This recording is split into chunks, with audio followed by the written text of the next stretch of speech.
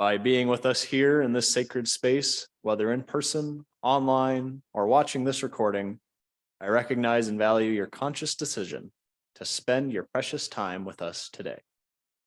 I hope our service today will help continue to both raise and renew your mind, bodies, and spirits. We have some guest musicians with us today, courtesy of the Dulcimer Group, supported by a member of our congregation, Irita London, and our congregation's musical director, Olga Martinez. We also have a set time at the beginning of our service for the youth, which will be interactive and festive by design. Also included in our chalice lighting for today will be a brief moment of reflection and the lighting of an additional candle to honor World Candle Lighting Day. Our message for today will incorporate themes and references from the English Victorian author and social commentator Charles Dickens and his novel Great Expectations, written and released over the course of 1 year from 1860 to 1861. Charles Dickens was one of the most successful authors of all time, and many later authors such as Leo Tolstoy, Fyodor Dostoevsky, and Edgar Allan Poe all credited Dickens with giving them inspiration in their writings. During most of Charles Dickens' life, he was officially a member of the Church of England, an Anglican denomination. In the 1840s, however, while on a trip to Boston, he met with early Unitarian theologian and namesake of a hall in this building, Dr. William Ellery Channing. From the point of that meeting until Charles Dickens' death in 1870, Dickens identified with Unitarian theology and associated with Unitarians throughout the rest of his life.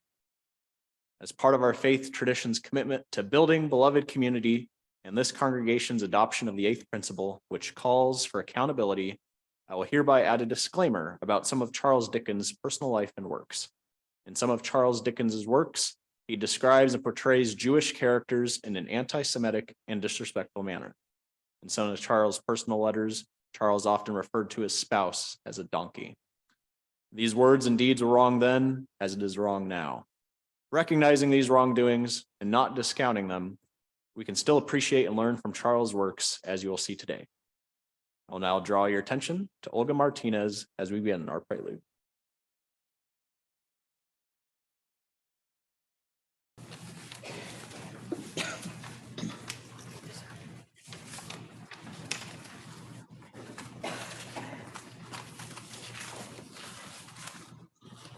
Please join us in the lighting of our chalice. Begin the service. The words appear on the screen. Welcoming all free seekers of truth and meaning. We gather to excite the human spirit, inspire its growth and development, to respond morally and ethically to a troubled world, to sustain vital and nurturing British community.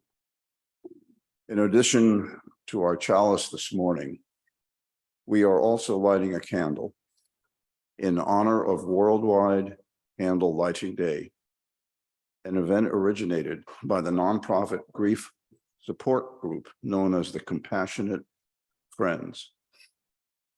On the second day of Sunday of every December, candles are lit all over the world to symbolize compassionate support for families grieving the loss of a child. And to unite those who mourn, we light it today to show our support and encourage anyone who might benefit from direct contact to reach out to one of our pastoral care associates, who today are Eric von Halsen and Alice Sage. And also, I believe we have other care associates here as well that you can speak to.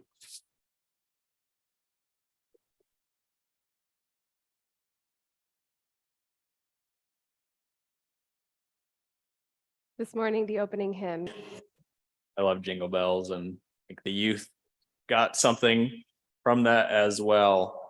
I'll take a moment to welcome our friends who are joining us on Facebook. Wherever you are, we appreciate your attendance with us today. Our spoken meditation for today comes from the prolific African-American theologian and writer, Howard Thurman. Howard Thurman was born and raised in a segregated 20th century world. Howard Thurman believed Jesus' prophetic message was a call for the inclusivity and love of all people.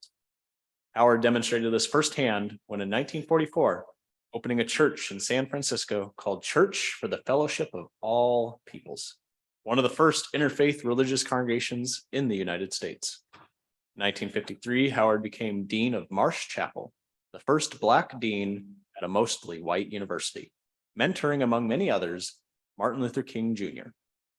Unlike Martin Luther King Jr., however, Howard Thurman was not as public in his role in the social justice movement. He did write many books throughout his life, including some published by Beacon Press. Our spoken meditation comes from one of Howard Thurman's sermons, From the Mood of Christmas. Christmas is a mood, a quality, a symbol. It is never merely a fact. As a fact, it is a date on the calendar. To the believer, it is the anniversary of an event in human history. An individual may relate himself meaningfully to the fact or the event. That would not be Christmas. The mood of Christmas, what is it? It is a quickening of the presence of other human beings into whose lives a precious part of one's own has been released. It is a memory of other days when into one's path an angel appeared, spreading a halo over an ordinary moment or a commonplace event. It is an iridescence of sheer delight that bathes one's whole being, something more wonderful than words can ever tell. Such is the mood of Christmas. The quality of Christmas, what is it? It is the fullness with which fruit ripens, blossoms, unfolds into flowers, lives in coals, glow in the darkness. It is the richness of vibrant colors, the calm purple of grapes, the exciting redness of tomatoes, the shimmering light on the noiseless stirring of a lake or sunset. It is the sense of plateau with a large rock behind which one may take temporary respite from the winds that chill. Of such is the quality of Christmas. The symbol of Christmas. What is it?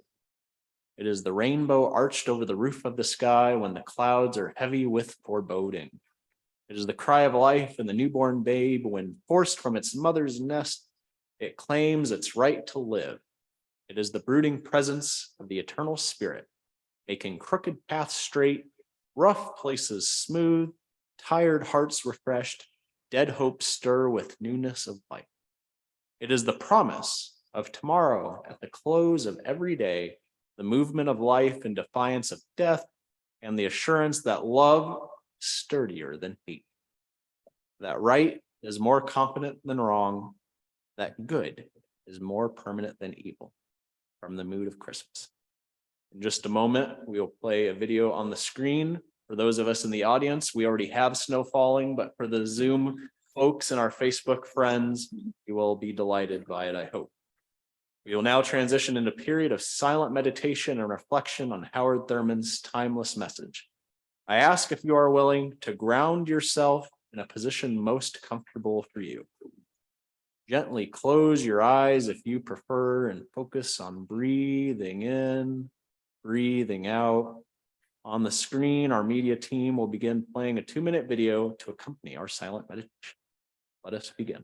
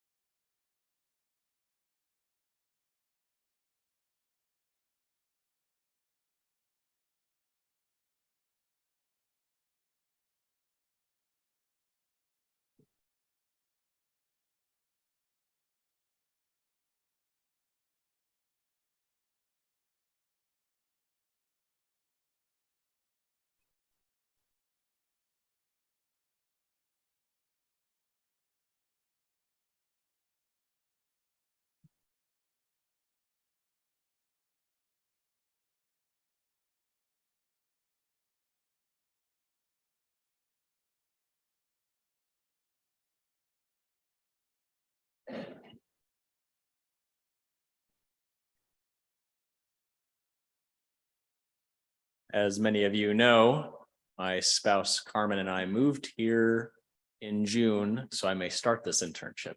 My spouse is out of town visiting family, so she did not get to experience the joy that I do. That is my first Albany snowfall, and I must say it's quite delightful. And what a wonderful way to set up the theme of the service today, where most of Charles Dickens's novels take place around the wintry, snowy time of year. Contrary to many of your great expectations today, Ozzy, what I did there, inferring off the title on your order of service, unfortunately today our message will not be centered around the popular song by Alphaville of a similar name. To those of you fortunate to be on Zoom who wish to mute this message temporarily to listen to said song, we will find your situation most enviable. A buzz, flummox, gorm, lummy, whiz-bangs, the creeps. These are not words of my own invention, but words invented and introduced to the English language by Charles Dickens over the course of a long and tenuous writing career. Earlier this week, our congregation's religious director, Elizabeth Valdez, was sharing with me timely connections with Charles Dickens and our message for this week.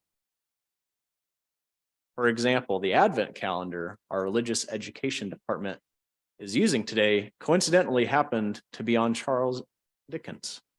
Earlier this week, there was an opinion piece in the Washington Post titled, "The Joy of Reading Dickens Proves That God Blessed Us, Everyone," which for you Christmas Carol fans is a play on words from Tiny Tim's Gracious Hope, Love, and Prayers.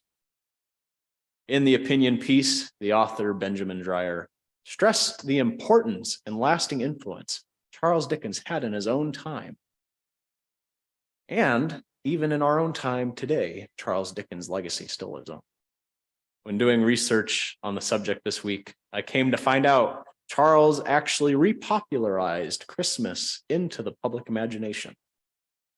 200 years ago, British officer and crown usurper Oliver Cromwell banned Christmas across the country, ensuing that it sounded too similar to Mass from the Catholic tradition. Despite the ban being lifted half a century later, its lasting impact left a mark on the people of Britain. For Charles, Christmas was one of the most important holidays and times of year. Not so much from his perspective on celebrations of Christ, though during this time would have been important. No, for Charles, the holiday season was a time of hope, love, and most importantly, spending time with family and friends. Social isolation in city life was a new phenomenon at this point in history. In the Victorian times, gone were the days for many of living in communal hamlets, villages, and small towns of old. Now were the days of millions of people crammed into tiny London, often living in shoddy, poorly designed apartments, flats, or hovels in alleyways. Families were often placed into poorhouses or debtors' prisons, and sometimes permanently separated if they could not afford their debts or their landlords. During this time, wealth was the defining factor which divided the masses. Your value in society was based not off the cut of your jib or the smarts of your mind, but the amount of land in your name and shiny coins in your purse. For those of you who knew congregant Bill Batt, whose memorial service was connected yesterday, you would know his warm affection for U.S. American political economist Henry George. In Henry George's worldview, all land is acquired either through theft, such as by stealing from indigenous peoples, or from pulling a fast one on the poor. When conducting his writings, Charles Dickens often traveled throughout the world he lived in. Charles would travel to the poorhouses, the workers' houses, the debtors' prisons, and unfortunately, the gallows. During this period of time, the legal system, or the bloody code, as it came to be later defined, was a system written and defined by the upper class in order to oppress the poor and the dispossessed. The reason it was called the bloody code is many crimes, if you were found guilty of, you were sentenced to the death penalty. Some of these crimes which were given the death penalty included stealing food, a horse, or even a handkerchief. The death penalty was also established for perceived offenses or slights against the Protestant establishment, something which most definitely would have impacted our own faith tradition. Even bankruptcy, in some cases, warranted the death penalty. Children were also not exempt from the death penalty. Charles Dickens, having been born firsthand into poverty and having family experience with debtors' prison, felt sorrow in his heart over the plight of the poor and the dispossessed. That's why in Charles' works, he often showcased these perspectives, and generally through the lens, wonder, and emotions of children. Our story today, Great Expectations, is one such story. Our story begins, like many happy Christmas stories, in a graveyard. It is a cold winter morning, a few days before Christmas, and our young narrator, Pip, a name of his own choosing, is standing over the graves of his mother, his father, and his 5 younger brothers. Through the dense and eerie fog, a clanging of chains is heard. A prisoner by the name of Magwitch jumps out and grabs our young Pip by the cuff of his collar and demands to know where Pip's family is. "Over there," Pip cries, only for Magwitch to find Pip pointing to the graves. This is the beginning of Great Expectations. As I set it up in the beginning, Pip and Charles Dickens were in a world without hope. Our theme today is hope. But unfortunately, during this time period, the Victorian age was an age of unparalleled growth, modernity, often coming at the expense of the poor and the dispossessed. During the story of Great Expectations, Pip is experiencing that firsthand. Having lost most of his family, he's now living with his sister and her husband, a blacksmith, but they are not financially well off, and they're living to the best of their ability with the best means they have. But for all intents and purposes, up until this point, Pip is still happy and cheery, even when interacting with this prisoner who's threatening him to go get him a file or he'll eat his heart and liver. Pip still maintains the wonder of a child, even at one point running past a scene of cows and personifying each one and apologizing for one cow for the audacity of stealing food and pantry from his loved ones for the prisoner. As the novel progresses, however, Pip is introduced firsthand into what the upper class has to offer. He also meets the future love of his life named Estella, and realizes that even though at that point in time he did not feel anything was necessarily missing in his life, now he had something that he wanted most and what was outside of his grasp: wealth. Not wealth for the sake of buying many things, though that is a benefit that comes with wealth. No, he wanted wealth for the pure purpose of being able to get or have the opportunity to win over Estella's love for him. What Pip did not know is that Estella was being bred and ingrained into her to break the hearts of young men to overcome Miss Haversham's own misgivings. So where does that leave us in our own modern times? Within the Victorian era, class or caste was clearly well defined. You either had wealth and property or you didn't. If you had wealth and property, you had the luxury of attending high society events, being within the know, being invited, being in positions of power. That was not allowed if you were a member of the impoverished and dispossessed.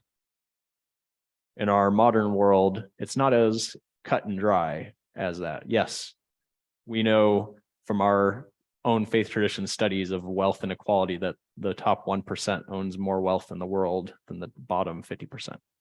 That is a clearly defined issue that our own congregation is still struggling with today. But for the most part, you can have social mobility and upward that you did not have during the Victorian times. Though, unfortunately, this comes at a great cost for many of my generation. That includes going into debt. We have to go into debt to get a house, go into debt to get a car, go into debt to get an education, to one day make enough money to overpower the debt. It's a vicious cycle. And many of you have seen recently with the current administration's attempts at removing some of that debt, removing some of that burden from the poor and dispossessed. It's being fought tooth and nail by those who, just like in the Victorian times, want to keep the perceived system of control, the balance of power, and keep the poor and dispossessed poor and dispossessed. There was reading an article earlier this week. There was a new congressman, Latino, Gen Z. He was denied an apartment in Washington, D.C.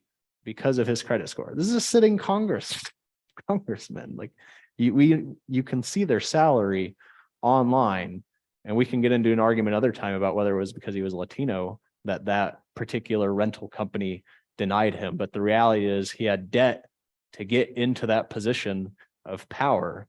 And even that was not able to get him out of the built-in class system we currently experience in this society, which is still ran, unfortunately, by money. So how did Charles Dickens and Pip, living in this world without hope, living in this world of wealth inequality, deal with it? I want to tell you that they dealt with it easily, and that it was yellow brick road all the way down, but that is not the reality. Pip faced arrest. Pip faced debtor's prison. Pip faced the loss of his friends, his family, the benefactor he knew and loved. But throughout it all, within himself, he later came to realize that hope he had as a child and had lost was still there. It never fully disappeared. He had just been filling his heart with meaningless tasks and items to fill the void. But when he removed those aside and really looked inward to his heart, mind, body, and spirit, he found that hope that still lingers on. In the original ending, Pip does not get or win over Estella's love in the end, but they do have a brief, amicable farewell. And that allows them that moment of healing, that moment of love, that moment of hope. So when we're looking at our own modern days, none of us here are in a position of power to immediately address social inequality.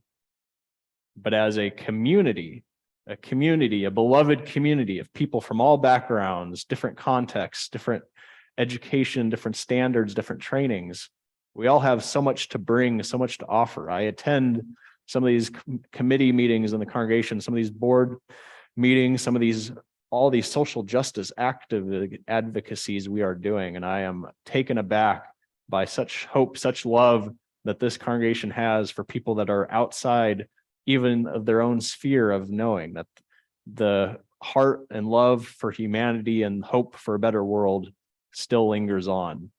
And that is how Charles Dickens ended most of his novels, not resolving the issues of his times, not solving all the problems, but showing that light in the darkness, that hope lingers on. I'll leave with a quote from Charles Dickens that really resonates with this message we're giving today. "There is nothing in the world so irresistibly contagious as laughter and good humor." Charles Dickens. May it be so.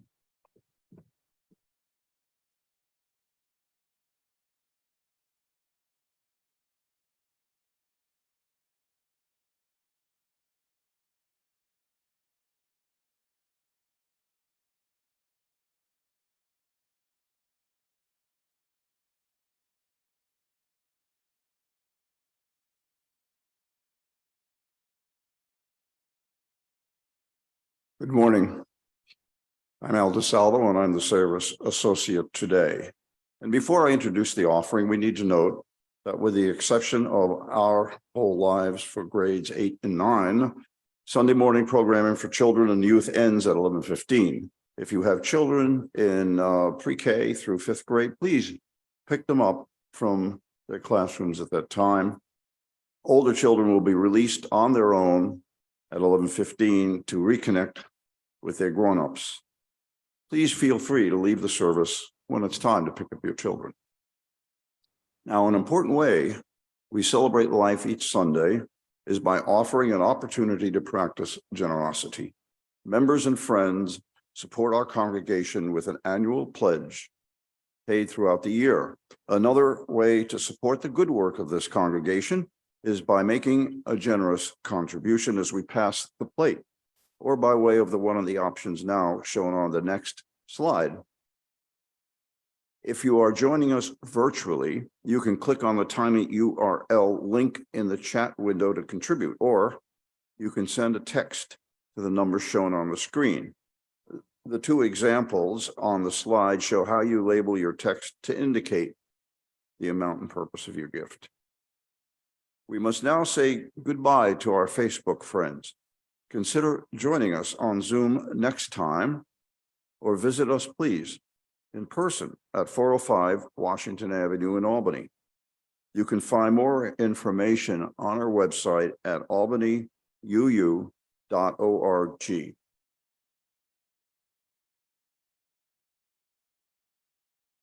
The offertory music is Angels We Have Heard on High, which is arranged by Ellen Pratt, and the Capital District Dulcimer Consort will present.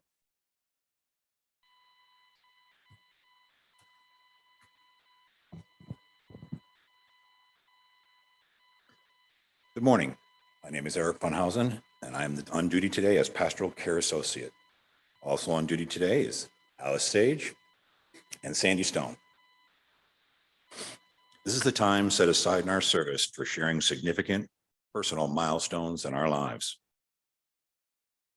There are several ways to share a joy or sorrow. On Zoom, you can click the raise hand symbol. The technician will call on you to unmute and share your joy or sorrow. Those in Community Hall will be able to come forward and select a stone to place in the bowl. If you wish, you can share your joy or sorrow at the microphone. Please also consider sharing your joy or sorrow after the service with one of our pastoral care associates. Begin by reading items that were submitted this past week. That will be followed by reading the joys and sorrows on Zoom and finishing with any joys or sorrows to be shared from Community Hall. Okay, any submitted in advance? We have one pre-submitted sorrow. Jennifer Bender Quayle's father, Richard Bender, passed away on Friday, December 9th. Contributions in his memory may be made to the Angelman Syndrome Foundation.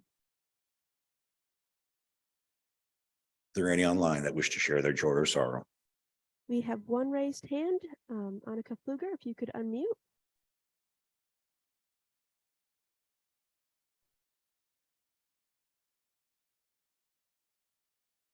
Hi, everybody. I just wanted to give you all an update.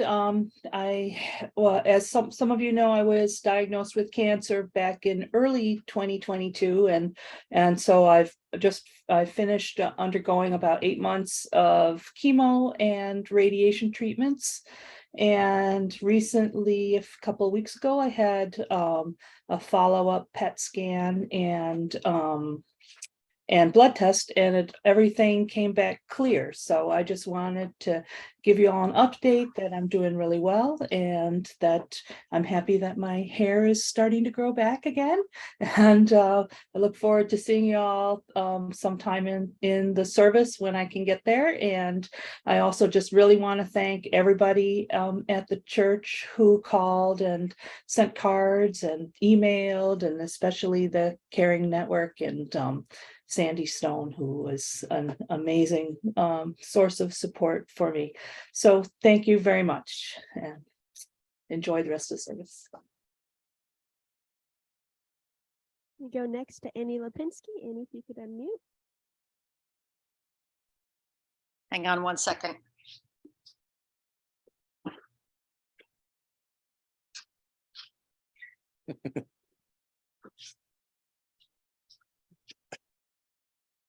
Sorry.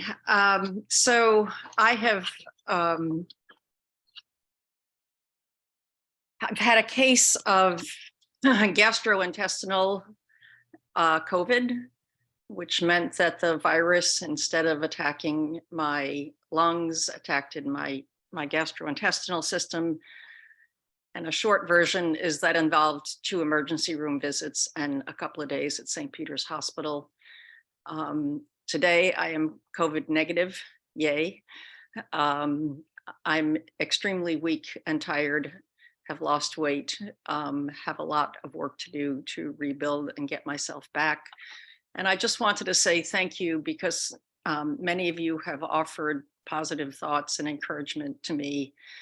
And all that support really did make a big difference when things were at their roughest. So thanks a lot. Those are the only raised hands we have on Zoom at this time. Those wishing to move a stone are now invited to come forward. If you wish to speak your joy or sorrow, you can wait with the usher at the microphone.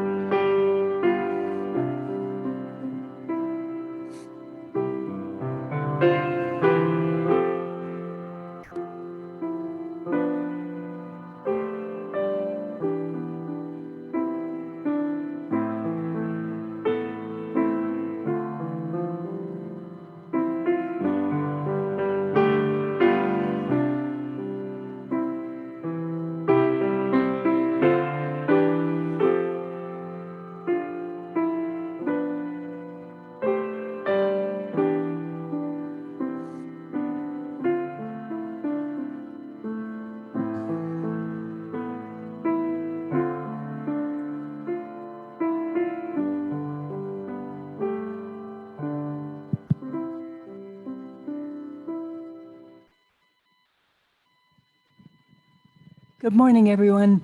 I'm Mary Applegate, and I have a sort of a paired joy and sorrow. Since the beginning of October, my husband, Charles Fisher, has been in Seattle visiting his brother who has Alzheimer's disease. It's been wonderful that he's been able to be out there supporting Jamie and his family. And he's coming home next week, so that's a joy.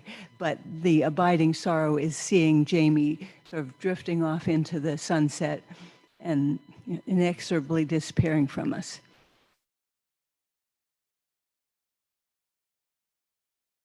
Morning, my name is Valerie Plumondon, and I have kind of a joy and sorrow as well. I guess it's hard to say it's a joy in the beginning, but the same day on the week before Thanksgiving, both my mother-in-law and father were hospitalized, one in New Jersey, one in upstate New York. Thankfully, the joy is my father was released that day, was found to be fine. He had gotten his COVID booster the day before, so it might have been related, but he did pass out and was taken to the hospital by ambulance, and he's fine. The true sorrow is that my mother-in-law, who's been valiantly fighting blood cancer for the past 7+ years, went into the hospital not feeling well, had a brain bleed, and passed away the next morning. Thankfully, I was able to get my husband out the door within 45 minutes up to Watertown to be by his mother's side for her last 12+ hours, or less than 24 hours. So it was a really rough Thanksgiving, especially for my daughter, who was excited to have Nana alter herself for Thanksgiving, which obviously didn't happen. And we'll be doing a celebration of life for her up in upstate New York in the spring when we don't have all the snow causing problems. So we've had some great support from friends and family, and my husband's doing okay, but it was very sudden.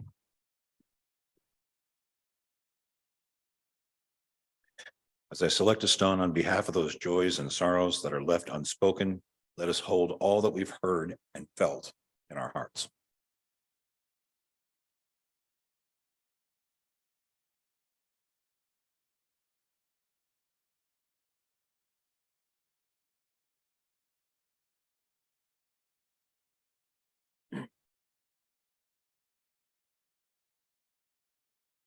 I ask that if you are willing to join me in a prayer, meditation, or reflection, whatever is most comfortable for you. Spirit of love and hope, divine of many names, we offer many joys and sorrows heard within this sanctuary today. For sorrows, we recognize their loss of parents, recently hospitalization of parents. We also recognize the struggle of supporting family, friends, and loved ones going through medical struggles and potentially drifting away in terms of health. We also offer a prayer. I offer a prayer for children who have been taken from the world too soon, and consolation and solace for the parents who have to grieve over the most upendous loss. I also offer up a prayer for our YoUUng fellows in Columbus, Ohio, who unfortunately, due to bigotry and intolerance, had to cancel an LGBTQIA Two Spirits Plus event last weekend.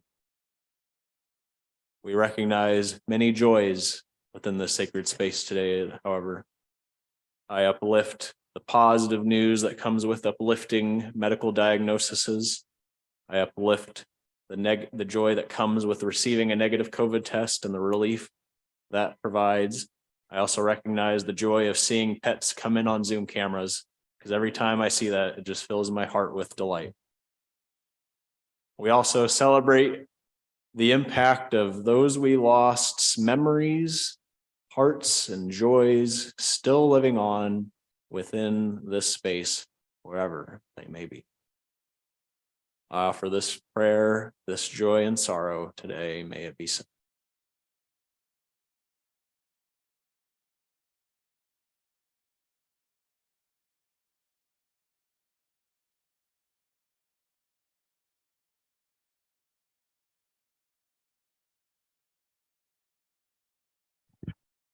We'd like to get to know guests and visitors to our service. If you'd like to tell us who you are and where you're from, those here in Community Hall should stand and raise your hand.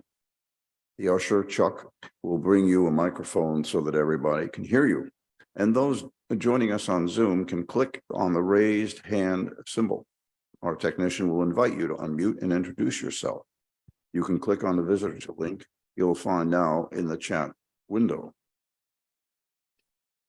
Is there anyone on Zoom that are new to us? I want to say hello. We have no raised hands on Zoom at this time. Okay. Anyone here in Community Hall?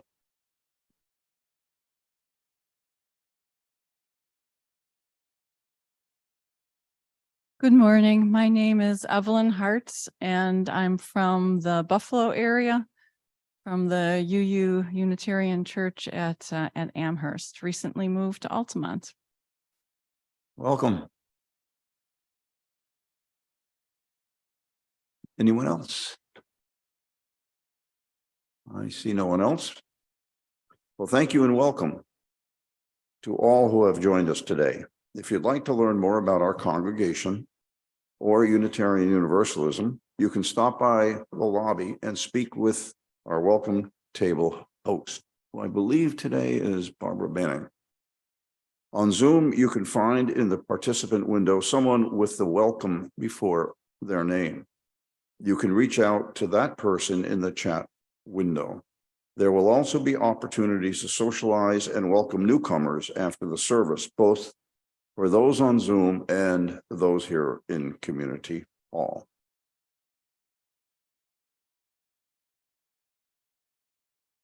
We have one announcement that was submitted in advance, and it is this: a good announcement for a cold winter day.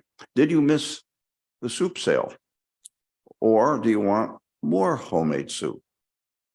Check after the service today and see if there are any extras of your favorite type for you to purchase. And it says in Community Hall, but I believe that really was supposed to mean Channing Hall.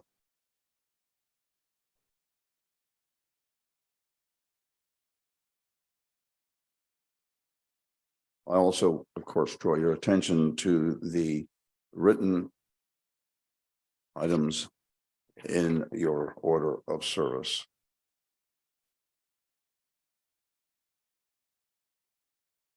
We will have a closing hymn, I believe.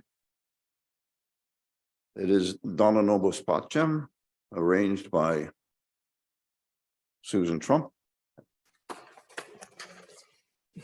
We'll now extinguish the chalice. As we extinguish it, please join the words that are shown on the screen.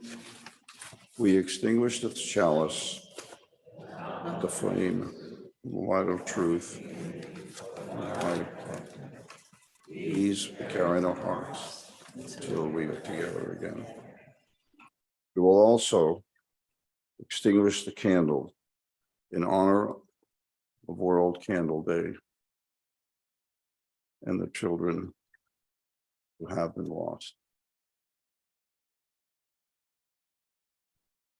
For our closing words, I have chosen inspirations from Anne Lamott, a couple of alterations that I did.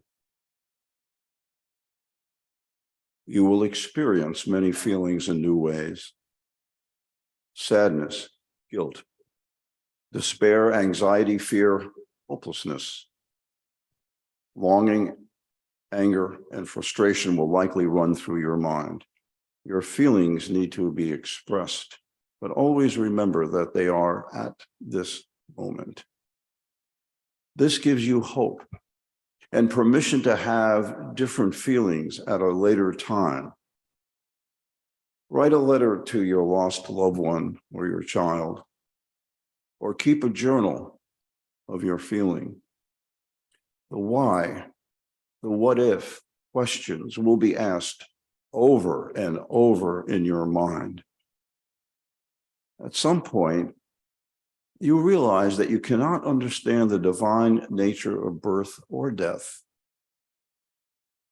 Embrace the living without an answer by trusting and embracing the mysteries of the circle of life.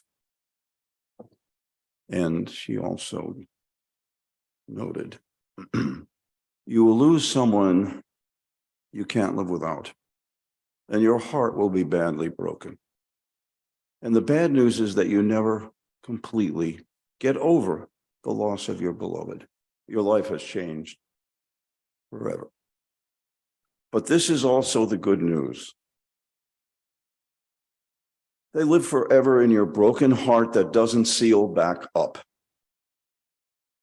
And you come through. It's like having a broken leg that never heals perfectly, that still hurts when the weather gets cold, but you learn to dance with the limp.